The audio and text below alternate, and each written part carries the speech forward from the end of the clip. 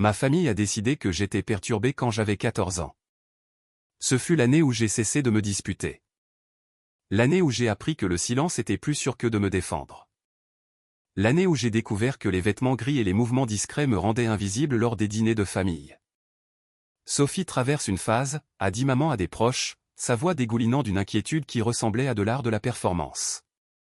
Elle a toujours été sensible, a ajouté papa, secouant la tête comme si j'étais un chiot qui n'arrêtait pas d'uriner sur le tapis. Mon frère aîné, Thomas, avait 20 ans à l'époque, brillant et confiant, étudiant le commerce à l'université d'État. C'est lui qui avait lancé le récit « Sophie est bizarre ». Elle ne parle à personne. Quelque chose ne va pas chez elle. Rien n'allait mal chez moi. J'étais juste fatigué d'être critiqué pour chaque mot que je prononçais. Alors, j'ai cessé de parler. J'allais à l'école, j'obtenais d'excellentes notes, je rentrais à la maison, faisais mes devoirs dans ma chambre et évitais les réunions de famille autant que possible. Je lisais des livres sur la programmation informatique et rêvais du jour où je pourrais partir. Nous nous inquiétons pour toi, a dit maman lors d'une de ses performances périodiques de « Parents inquiets », s'asseyant sur mon lit sans y être invité. Tu participes à peine aux activités familiales. Parce que les activités familiales consistaient à écouter Thomas se vanter de sa fraternité pendant que tout le monde applaudissait ou à regarder mes parents s'extasier sur ses réalisations médiocres tandis que mes propres réussites restaient ignorées. Je vais bien, ai-je dit. C'est exactement ce que dirait quelqu'un qui ne va pas bien, a-t-elle répliqué, comme si elle avait percé une vérité psychologique profonde. Ils m'ont forcé à consulter une thérapeute, la docteure Isabelle Leroy, une femme aimable dans la cinquantaine qui a passé 3 séances à confirmer que j'étais une adolescente parfaitement normale confrontée à une dynamique familiale difficile. Votre fille est mentalement saine, a dit la docteure Leroy à mes parents. Elle est introvertie et traite certaines tensions familiales, mais il n'y a pas lieu de s'inquiéter. Mes parents l'ont complètement ignoré.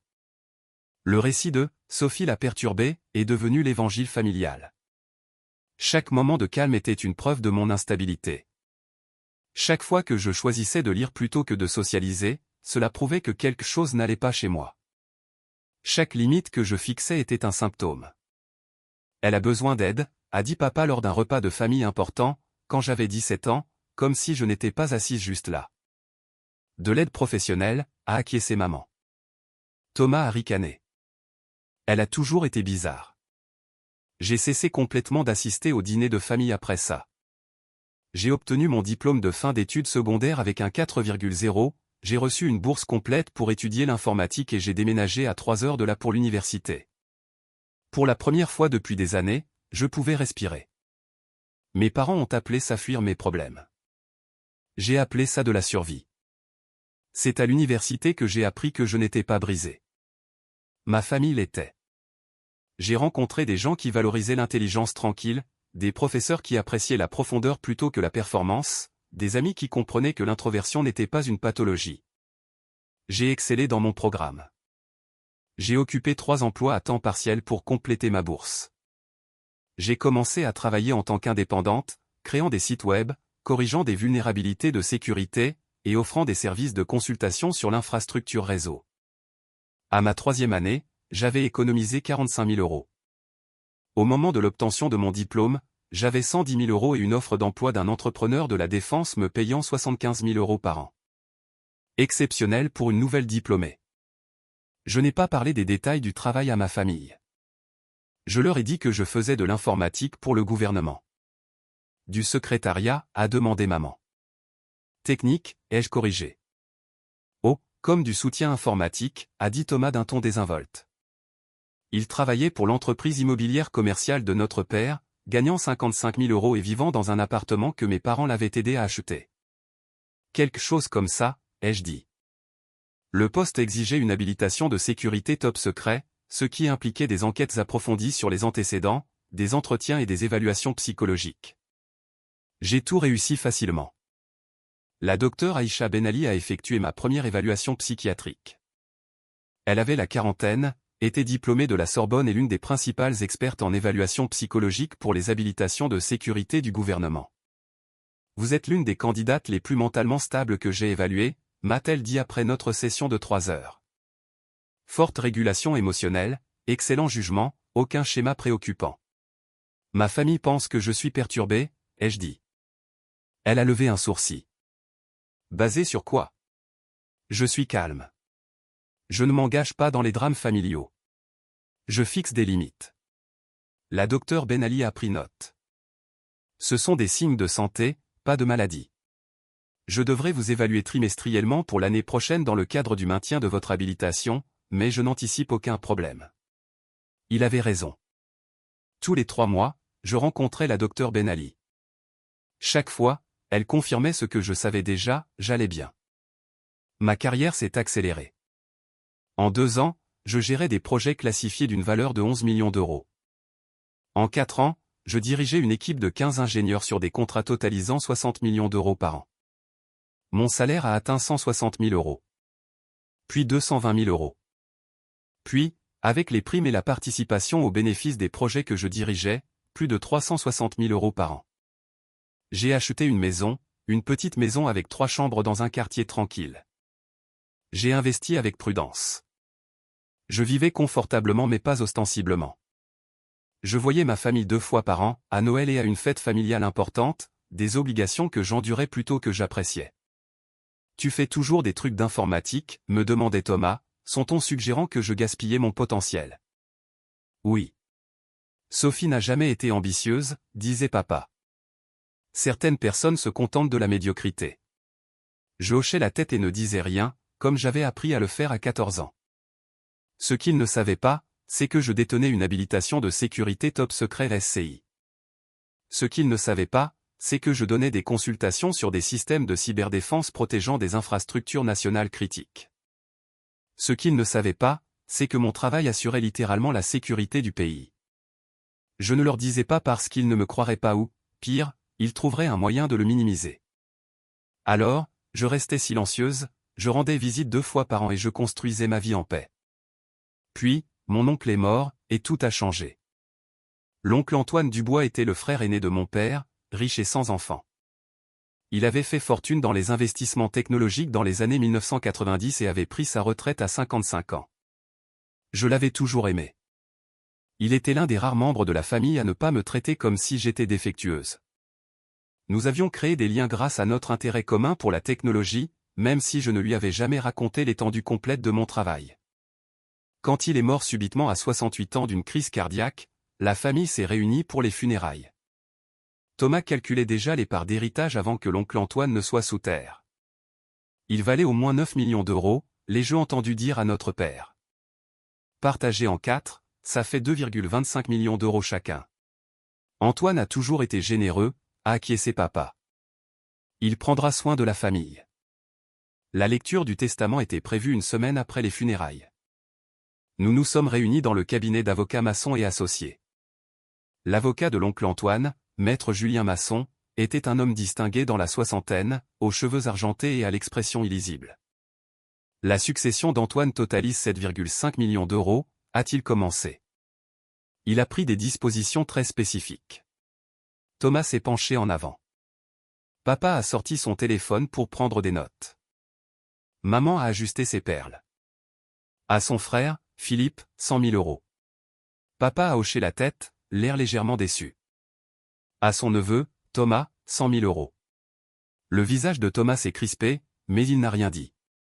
À sa belle-sœur, Catherine, 50 000 euros. Maman a souri timidement. Le reste de la succession, 7,3 millions d'euros, va à sa nièce, Sophie Dubois, pour être détenue en fiducie. Silence. Puis Thomas a explosé. Quoi? Papa s'est levé. C'est impossible. Le visage de maman est devenu pâle. Il doit y avoir une erreur. Je suis resté parfaitement immobile, les mains croisées sur mes genoux, essayant de comprendre ce que je venais d'entendre. Maître Julien Masson est resté calme. Il n'y a pas d'erreur. Antoine a mis à jour son testament il y a 8 mois. Il était très clair sur ses intentions. C'est insensé, a dit Thomas, la voix montant. Sophie lui parlait à peine. Elle est mentalement instable. Elle ne peut pas gérer ce genre d'argent. Antoine était au courant de l'histoire psychologique de Sophie, a dit Maître Masson avec prudence. Il a quand même fait ce choix. Quelle histoire psychologique, ai-je demandé doucement. Thomas s'est tourné vers moi. Antoine a laissé une lettre, a interrompu Maître Masson. Voulez-vous que je la lise? Oui, ai-je dit. Maître Masson a sorti une enveloppe et a commencé à lire. À ma famille, je sais que cette distribution vous surprendra. Laissez-moi vous expliquer. Sophie est la seule personne dans cette famille qui a construit quelque chose de réel sans faste ni demande de reconnaissance. Elle travaille sur des projets dont elle ne peut discuter pour des raisons de sécurité nationale, et elle ne s'en est jamais vantée. Je le sais parce que j'ai des amis dans le secteur de la défense. Je me suis renseigné à son sujet. Ce que j'ai appris m'a rendu plus fier que de n'importe quel autre membre de la famille. Sophie n'a pas besoin de cet argent, mais elle le mérite. Elle l'a gagné grâce à sa compétence, son intégrité et la force tranquille de quelqu'un qui réussit en dépit, et non grâce au soutien familial. À Thomas, Philippe et Catherine, vous avez des vies confortables et l'approbation les uns des autres. Cela a une certaine valeur. Sophie a dû tout gagner seule. C'est ma façon de lui montrer que quelqu'un l'a remarqué, quelqu'un l'a apprécié et quelqu'un a cru en elle depuis le début. Sophie, construis quelque chose d'extraordinaire. Je sais que tu le feras. Le silence dans ce bureau était assourdissant. Puis Thomas s'est levé. Nous allons contester cela. 3 semaines plus tard, j'ai reçu l'assignation. Thomas était le plaignant principal, avec mes parents comme plaignant secondaire. La pétition prétendait que je manquais de capacité mentale pour gérer la fiducie en raison d'une instabilité psychologique documentée remontant à l'adolescence. Il voulait que la totalité de la fiducie soit redistribuée à Thomas, qu'il décrivait comme financièrement responsable et mentalement sain. J'ai appelé maître Julien Masson. Je m'y attendais, a-t-il dit calmement. Antoine aussi. C'est pourquoi il l'a structuré comme une fiducie avec des dispositions protectrices spécifiques. Peuvent-ils gagner? Pas si nous démontrons que vous êtes mentalement compétente, ce qui ne devrait pas être difficile. Vous détenez une habilitation de sécurité top secret. Le gouvernement n'accorde pas cela à des individus instables. Ils vont évoquer mes années d'adolescence. La thérapie. Le thérapeute vous a-t-il diagnostiqué quelque chose? Non. Elle a dit que j'étais saine. Alors nous n'avons rien à craindre. Je vais vous référer à une excellente avocate spécialisée dans les litiges de fiducie. C'est ainsi que j'ai rencontré maître Claire Lefebvre, une femme aux yeux vifs dans la cinquantaine qui avait passé 20 ans à protéger les fiducies contre les contestations futiles. Le cas de votre frère est faible, a-t-elle dit lors de notre première réunion d'examen du procès. Il prétend que vous êtes mentalement instable parce que vous étiez calme adolescente. Ça ne tiendra pas, ma famille témoignera que j'étais perturbé, que j'avais besoin d'aide, que j'ai toujours été instable. Maître Lefebvre a souri. Et puis nous ferons venir de vrais professionnels de la santé mentale qui vous ont évalué. Laissez-moi deviner, vous avez eu des évaluations psychiatriques récentes? Trimestriellement pendant 5 ans pour mon habilitation de sécurité. Son sourire s'est élargi. Parfait. Ils vont très vite regretter ce procès. La phase de découverte a commencé. L'avocat de Thomas, un avocat procédurier agressif nommé Maître Lucas Fournier, a demandé une documentation approfondie, tous les dossiers médicaux, les antécédents d'emploi, les détails de mon travail informatique gouvernemental et mon statut psychiatrique actuel. Maître Lefebvre a répondu par un mouvement stratégique. Elle a fourni mon titre d'emploi, analyste senior en cybersécurité, prestataire du ministère des Armées, mais a invoqué les privilèges de sécurité nationale pour les détails du projet. Elle a également fourni une lettre de mon employeur confirmant mon habilitation top secret SCI et mes excellentes critiques de performance. Maître Lucas Fournier a appelé 2 jours plus tard, selon Maître Lefebvre. Votre cliente a une habilitation top secret? Avait-il dit, surpris. Oui. Maintenue en continu pendant 5 ans avec des évaluations psychiatriques trimestrielles. Les plaignants n'étaient pas au courant de cela. Clairement. Cela ne change pas le problème fondamental. La maladie mentale peut être cachée. Pas des psychiatres gouvernementaux menant des évaluations d'habilitation de sécurité, a rétorqué Maître Lefebvre.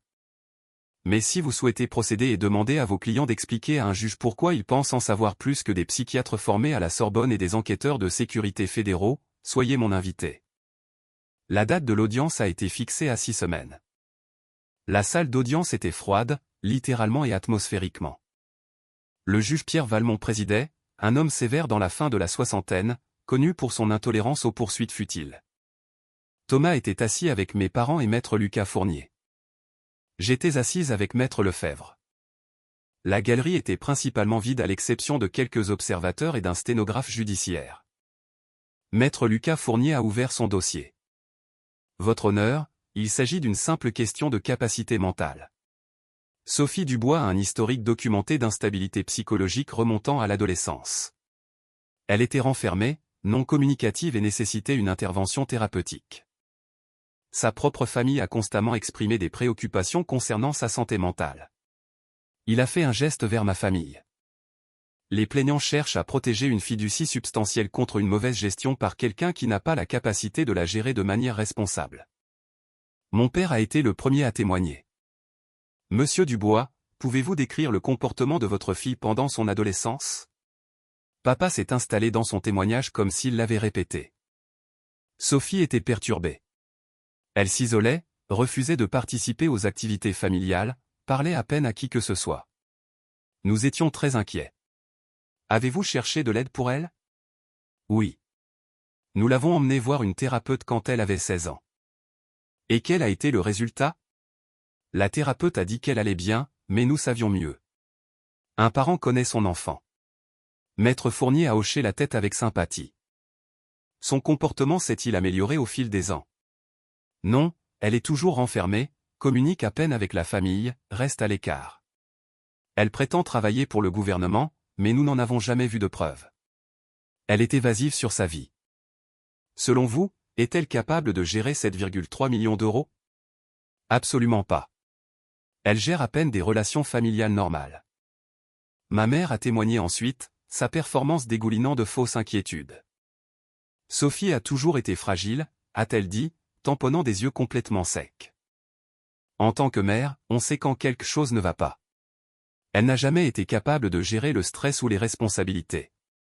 Le témoignage de Thomas a été le plus agressif. Ma sœur a de graves problèmes psychologiques, a-t-il déclaré avec confiance. Elle est instable depuis que nous sommes enfants. Elle s'est isolée, a refusé l'aide, et maintenant elle prétend avoir un emploi gouvernemental important dont aucun de nous n'a jamais vu de preuve. Croyez-vous qu'elle soit capable de gérer la fiducie? Non. Elle va la gaspiller ou prendre de mauvaises décisions. Quelqu'un de responsable doit superviser cet argent. Quelqu'un comme vous? Oui, je travaille dans la finance. Je comprends la gestion de l'argent. Je suis le choix logique. Maître Fournier a clos sa plaidoirie, l'air satisfait. Puis Maître Lefebvre s'est levé. Votre honneur, j'aimerais appeler la docteure Isabelle Leroy. Ma thérapeute adolescente est entrée, maintenant à la fin de la soixantaine, portant toujours la même attitude aimable. Après avoir prêté serment, Maître Lefebvre a commencé, Docteur Leroy, vous avez évalué Sophie Dubois quand elle avait 16 ans. Pouvez-vous parler au tribunal de cette évaluation? Sophie était une adolescente parfaitement saine confrontée à une dynamique familiale difficile. Elle était introvertie, intelligente et établissait des limites appropriées. Je n'ai trouvé aucune preuve de maladie mentale ou d'instabilité. Avez-vous recommandé un traitement continu? Non. J'ai dit à ses parents qu'elle allait bien et n'avait pas besoin de thérapie. Ils ont semblé déçus par cette évaluation.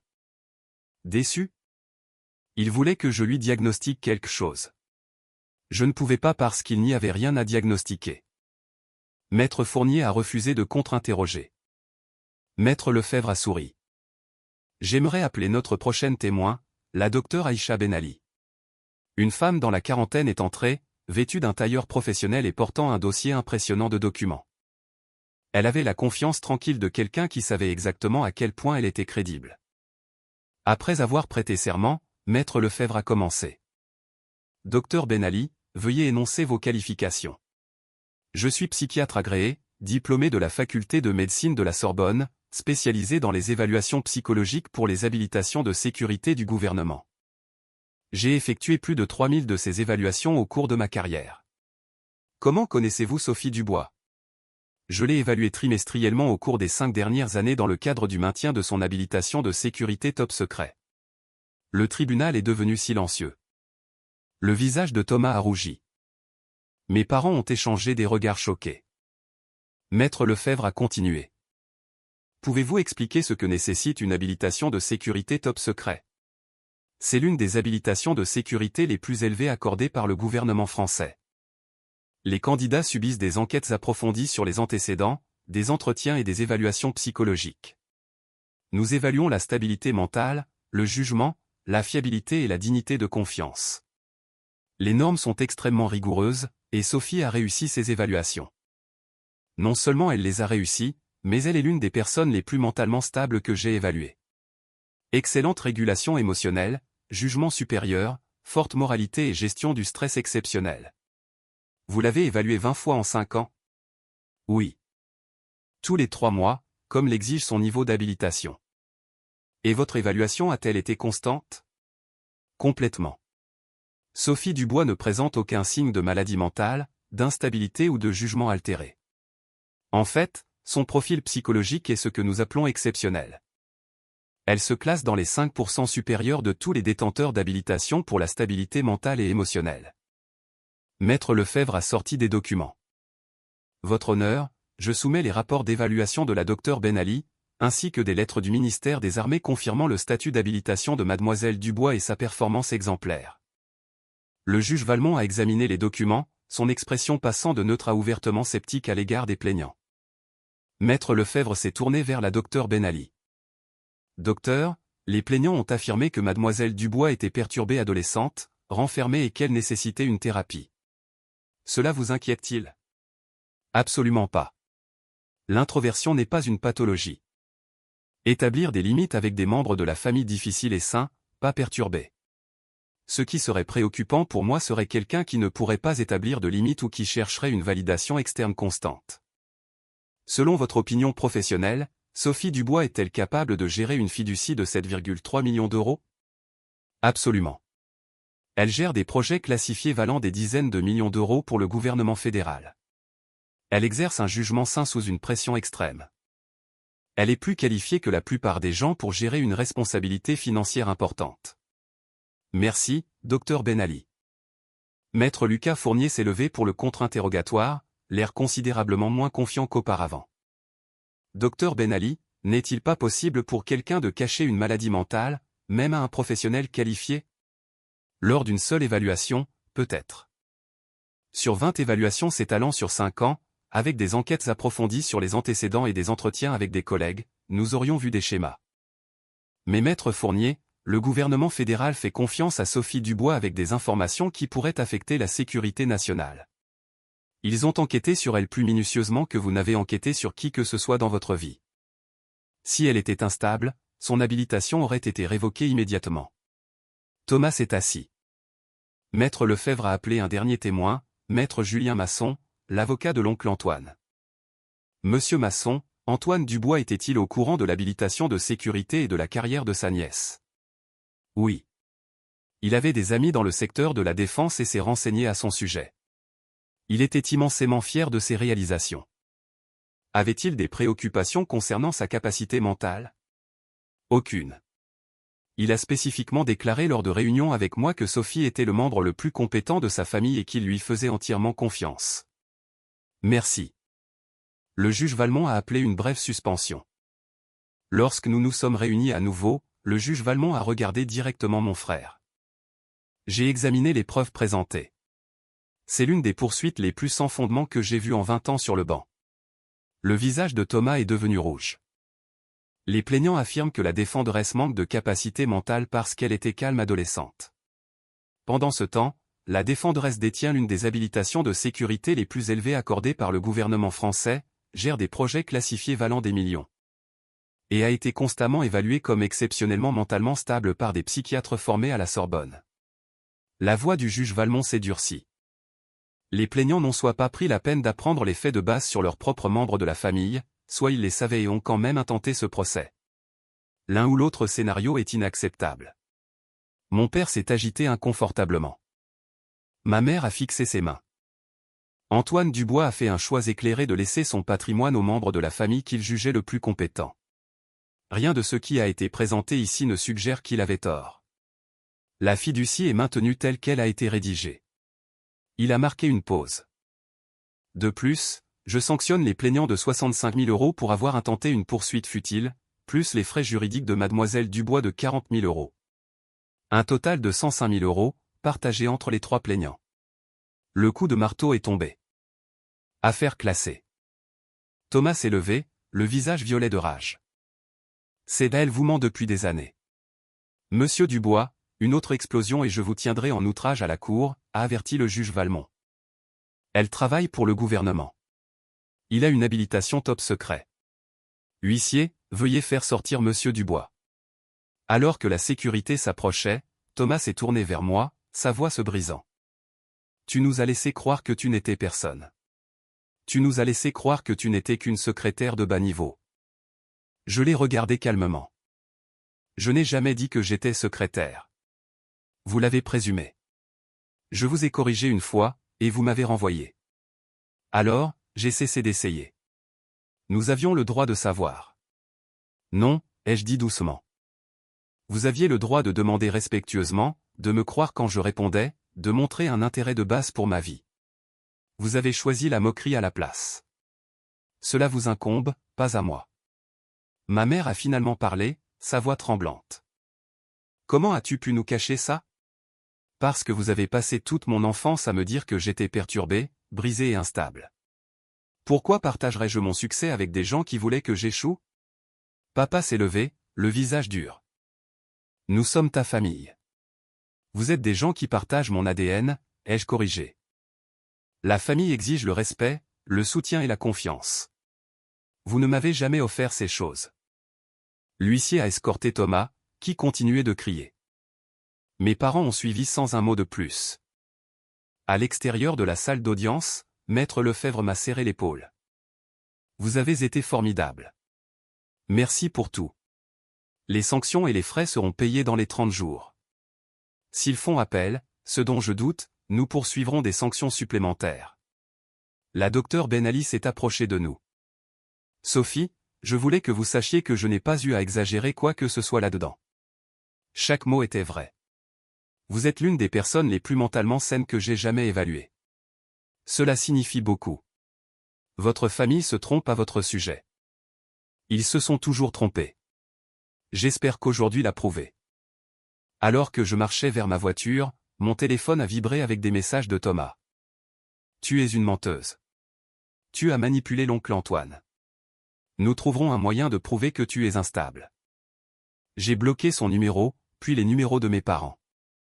J'ai conduit jusqu'à ma maison tranquille, j'ai préparé du thé et je me suis assise sur mon porche arrière pour regarder le coucher du soleil.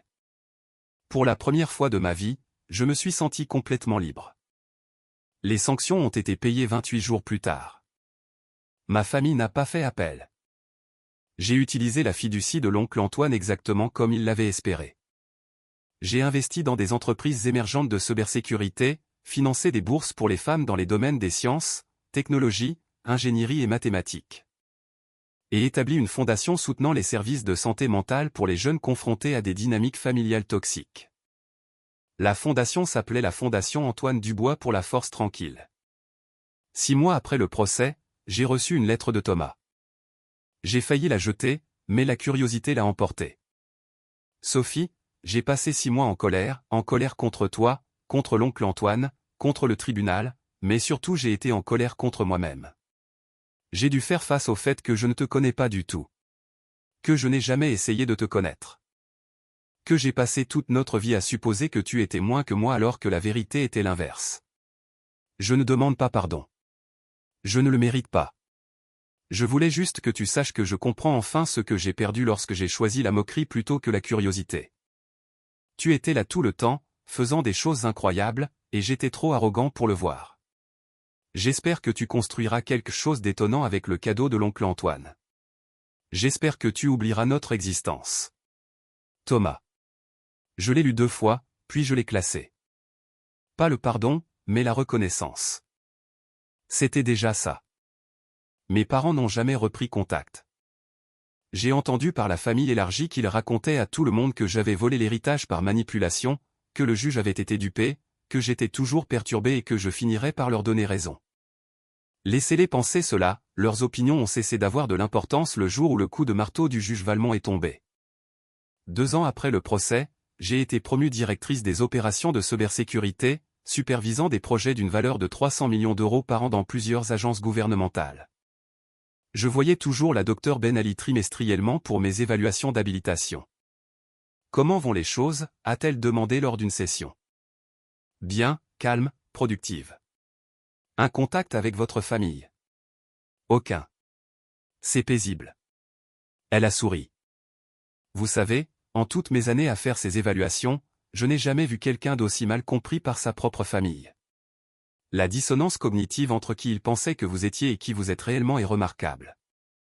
Ils avaient besoin que je sois petite pour qu'ils puissent se sentir grands. Et maintenant? Maintenant, je n'ai pas besoin de leur opinion pour connaître ma valeur. J'ai les évaluations d'habilitation de sécurité pour ça. Nous avons toutes les deux ri. J'ai quitté cette session et j'ai conduit jusqu'à la tombe de l'oncle Antoine, quelque chose que je faisais trimestriellement, au même rythme que mes évaluations psychologiques. La fondation a financé sa 100e bourse le mois dernier, lui ai-je dit. Jeune femme issue d'un foyer abusif, bourse complète pour l'école polytechnique en informatique. Elle me rappelle moi. Le soleil de l'après-midi réchauffait la pierre tombale. Merci de m'avoir vu, oncle Antoine. De m'avoir connu quand mes propres parents n'en étaient pas capables. De m'avoir fait confiance avec ça. Je me suis levé pour partir, puis j'ai marqué une pause. Oh, et les affaires de Thomas sont en difficulté. L'entreprise immobilière de papa a perdu 3 clients majeurs. Les amis de maman ne cessent de lui poser des questions sur sa fille qui travaille pour le gouvernement, et elle doit admettre qu'elle ne sait pas réellement ce que je fais. J'ai souri. Il s'avère que la fille perturbée se porte très bien. En partant, j'ai pensé à moi à 14 ans. Calme, ignorée, convaincue que quelque chose n'allait pas chez elle. J'aurais aimé pouvoir lui dire, tu n'es pas brisé. Tu es stratégique. Tu te protèges des gens qui veulent te diminuer. Et un jour, tu construiras quelque chose de si indéniable que leurs opinions deviendront sans importance. Continue de construire en silence. Les gens qui comptent te verront. Ceux qui ne comptent pas, ils passeront le reste de leur vie à expliquer aux autres pourquoi ils